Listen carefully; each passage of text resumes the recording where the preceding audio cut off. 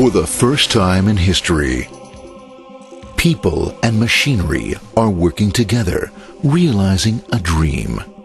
A uniting force that knows no geographical boundaries without regard to race, creed, or color. A new era where communication truly brings people together.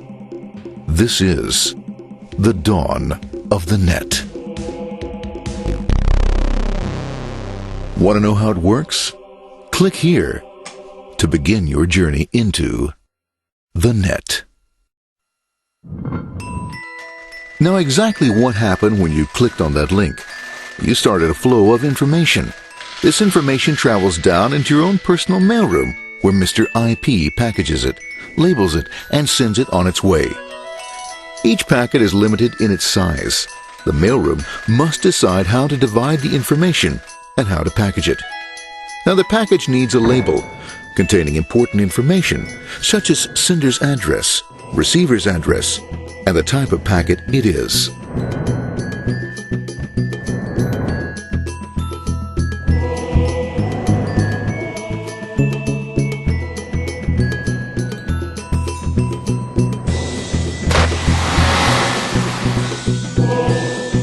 Because this particular packet is going out onto the internet, it also gets an address for the proxy server, which has a special function, as we'll see later. The packet is now launched onto your local area network, or LAN. This network is used to connect all the local computers, routers, printers, etc. for information exchange within the physical walls of the building. The LAN is a pretty uncontrolled place, and unfortunately, accidents can happen.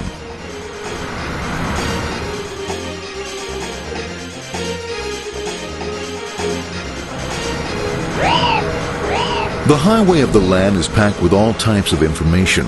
These are IP packets, Novell packets, Apple Talk packets. They're going against traffic, as usual.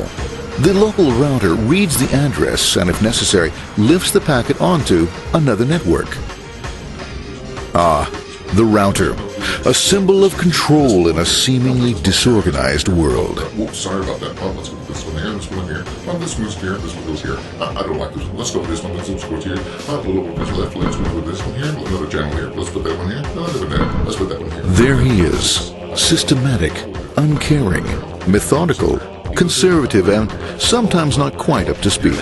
Sorry. But at least he is exact, for the most part. That one goes there. That one goes there. That one goes there. That one goes there. And this one goes there. Well, another one goes there. That goes there. He's fine. Let's go there. That goes there. He goes there. Let's put that one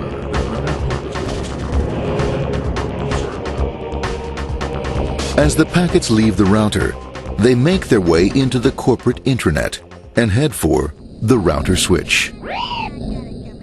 A bit more efficient than the router switch plays fast and loose with IP packets, deftly routing them along their way. A digital pinball wizard, if you will. Here we go. Here comes another one. And it's another. Watch this, Mom. Here goes. Whoop, we're on the back. Hey, in there, in there, in there. Over the left, over the right, over the left, over the right. You got it. Here it comes. Right on. He shoots. He scores. It's going. Hey, wait. Here, watch out. Here comes another one. Oh, here we go. And it's gone. As packets arrive at their destination, they're picked up by the network interface, ready to be sent to the next level. In this case, the proxy. The proxy is used by many companies as sort of a middleman in order to lessen the load on their internet connection, and for security reasons as well. As you can see, the packets are all of various sizes, depending upon their content.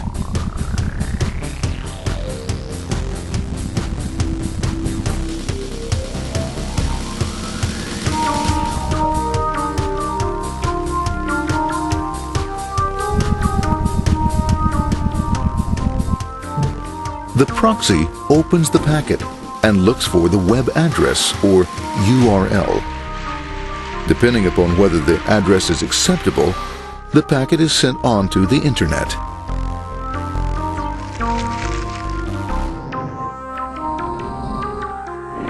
There are, however, some addresses which do not meet with the approval of the proxy, that is to say, corporate or management guidelines. these are summarily dealt with. We'll have none of that. For those who make it, it's on the road again.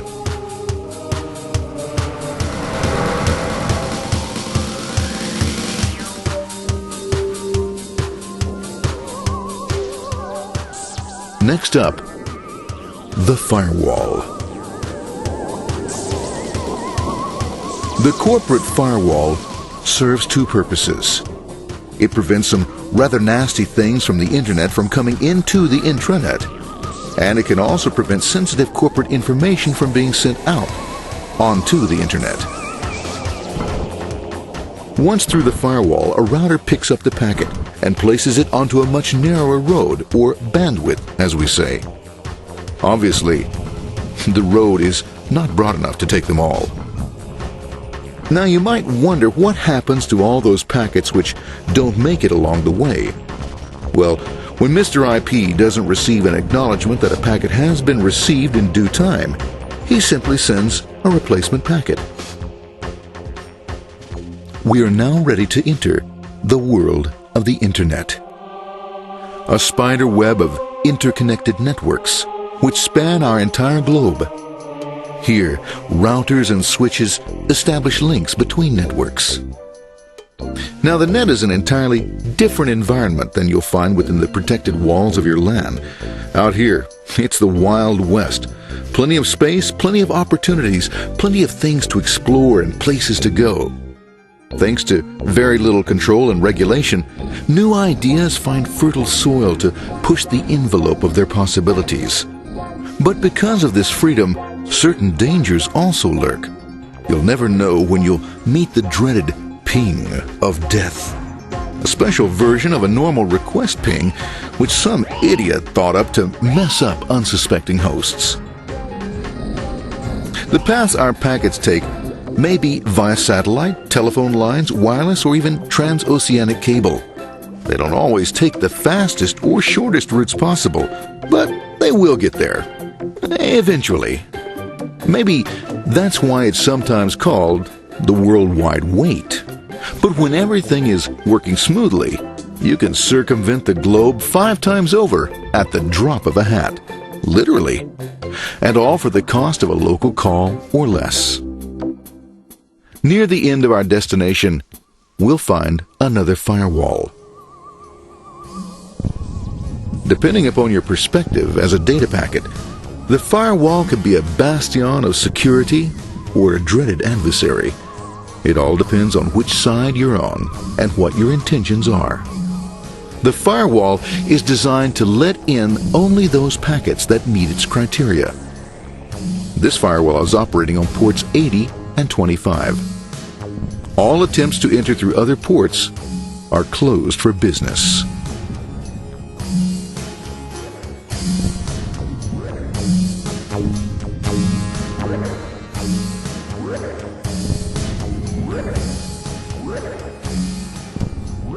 Port 25 is used for mail packets, while Port 80 is the entrance for packets from the Internet to the web server. Inside the firewall, packets are screened more thoroughly. Some packets make it easily through customs, while others look just a bit dubious.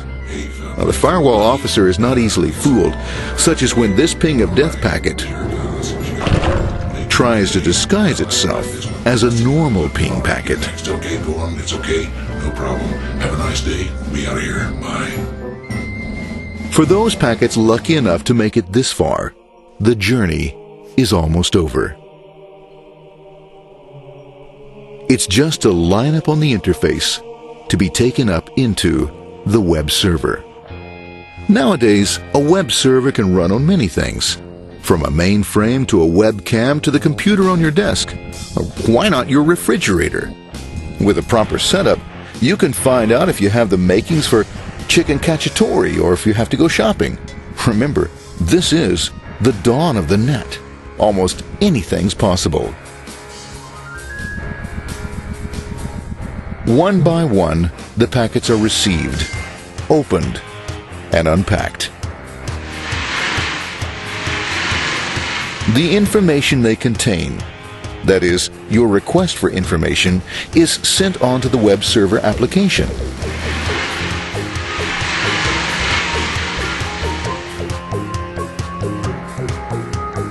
The packet itself is recycled, ready to be used again, and filled with your requested information.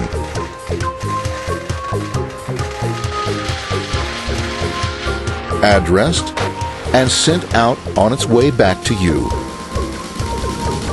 Back past the firewall, routers, and on through to the internet. Back through your corporate firewall.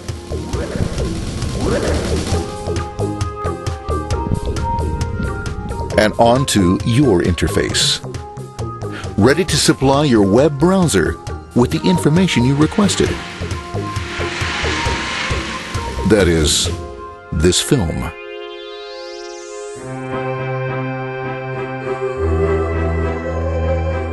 Pleased with their efforts and trusting in a better world, our trusty data packets ride off blissfully into the sunset of another day, knowing fully they have served their masters well. Now, isn't that a happy ending?